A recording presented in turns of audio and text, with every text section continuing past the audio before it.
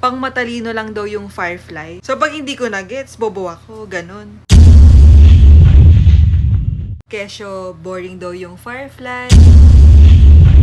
So, kung tatanungin nyo ako, karapat dapat ba na manalong Best Picture ang Firefly? Hi guys, this is HK Sam and welcome to my YouTube channel. And kung bago ka lang sa channel na to, don't forget to like, share, subscribe, and click the notification bell for more upcoming videos. This time, ang imo-movie review naman natin ay ang itinanghal na Best Picture, Best Screenplay, and Best Child Performer. Walang iba kundi ang Firefly ng GMA Pictures. Directed by Direk Zig Dulay. Siya yung nag-direct ng Maria Clara at Ibarra. After na nga natin mapanood at i-review ang Rewind, Family of Two, this time ang Firefly naman. Since marami siya napanalunan, lalo kaming na-excite panoorin yung movie. Sakto kasi this time kasama namin mapanood yung movie with the whole family. May lola, mga tita ko, tito, mga pinsans na mga maliliit. Of course, my mom and my little bro. Mamaya mag-a-honest review tayo kung worth it bang panoorin ang Firefly and deserve ba ng Firefly manalo ng Best Picture. Pero bago ang lahat, samahan niyo muna ako sa aking Firefly journey. Alright, G!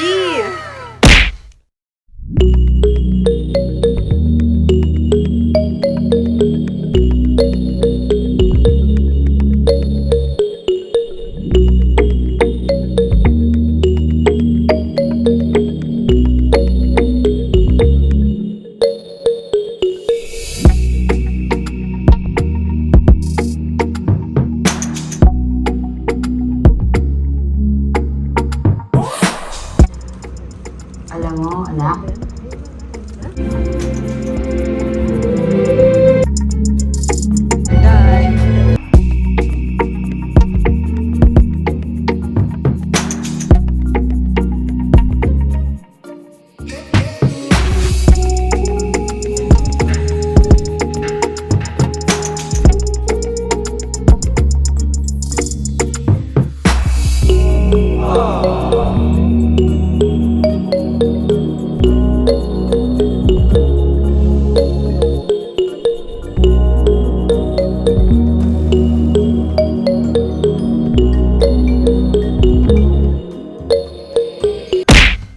And I'm back! So first, let's start with the characters. Miss Alessandra De Rossi as Eli. Bale, loving mother siya dito. Mahilig siyang magkwento ng bedtime story sa anak niya. Remember yung mga bata pa tayo, yung mga fable, na yung mga hayop niya lagyan ng characteristics ng mga tao. Mamatay siya dito, kaya konti lang exposure niya. May taning na yung buhay niya and alam niya na anytime soon na mamamatay siya. And yung concept dito, kung paano niya ipapaliwanag yun sa anak niya na bata. Si Alessandra actually isa sa mga inaabangan ko dahil alam naman natin, known siya na natural talagang umarte.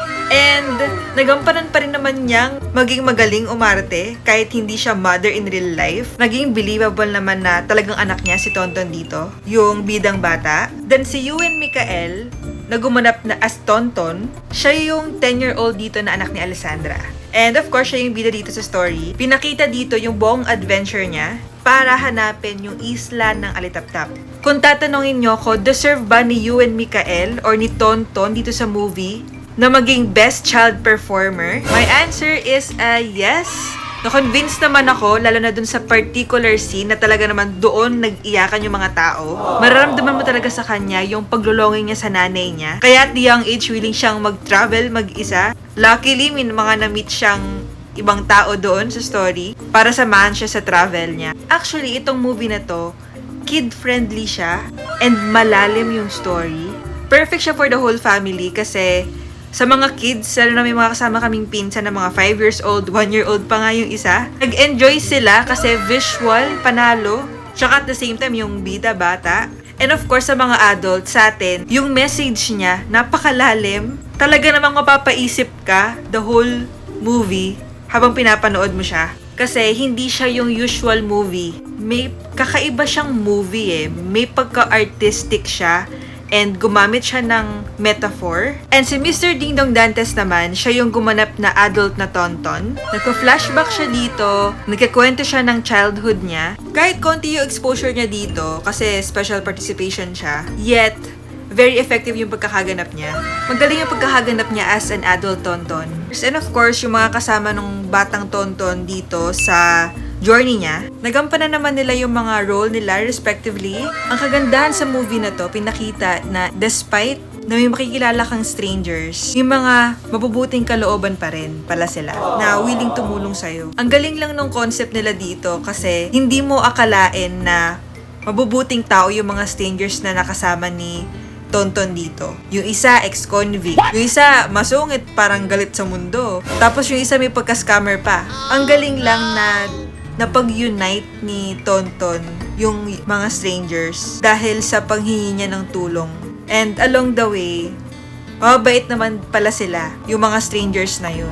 So, kung tatanungin nyo ako kung deserve ba ng Firefly manalo ng best screenplay, the answer is yes.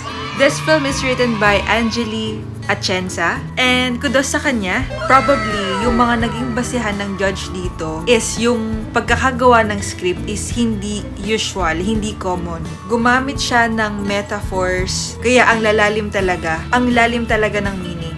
Since di nga siya usual, expect mo na kapag nanood ka ng Firefly, you are watching an art film.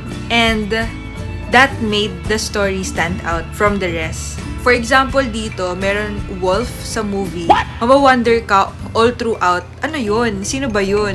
May pagka-horror pa nga yung dating. At at the end, may meaning pala siya. So, yung mga metaphor dito, hindi mo siya dapat i-take literally. Sa movie na to, ginanap siya sa Bicol, sa may Sorsogon. May mga places dito na sinimbolize ng diwata, ng higante.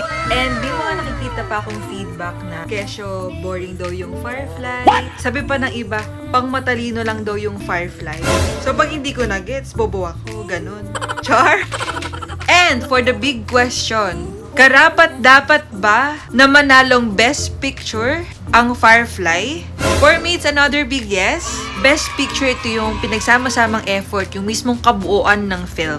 Ito kasi yung film, yung Firefly, na may mensahe na para sa lahat. It has a very powerful message. Kasi yung nanay dito na si Alessandra, ang revelation sa huli, tinuturuan niyang maglakbay mag-isa yung anak niya dahil alam na nga niyang mawawala siya anytime soon. Hindi lang lakbay na literal, kundi journey sa buhay. Kaya makikita niyo dito, palagi niyang binibilin sa anak niya na maging matapang, maging brave. Kaya naman talaga naging successful si Ding Dong dito, yung adult na Tonton. And isa pa, sobrang daming tinakal sa movie na to about bullying, bravery, violence. And of course, this is an original story. And at the same time, ni-remind sa atin ng movie na to kung gaano kaganda ang Pilipinas by showing Bicol. Musical score, isa pa yung sa nagandahan ko sa kanila. Ang ganda ng theme song nila. Yung Alapaap. Plus, yung cinematography nila. Napakaganda ng view. Lesson of this story, unang-una, nating Bit's mother's love talaga. Imagine the pain na maagang maiiwan ng mother yung anak niya. And paano niya sasabihin yon sa anak niya.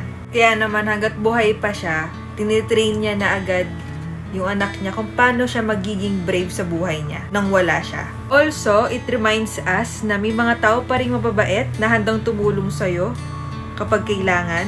Maging matapang tayo sa kahit anong hamon ng buhay natin, sa journey natin, lalo na sa movie na maaga siyang naulila, si Tonton. Mahirap maging matapang, lalo na kapag nag-iisa ka na lang.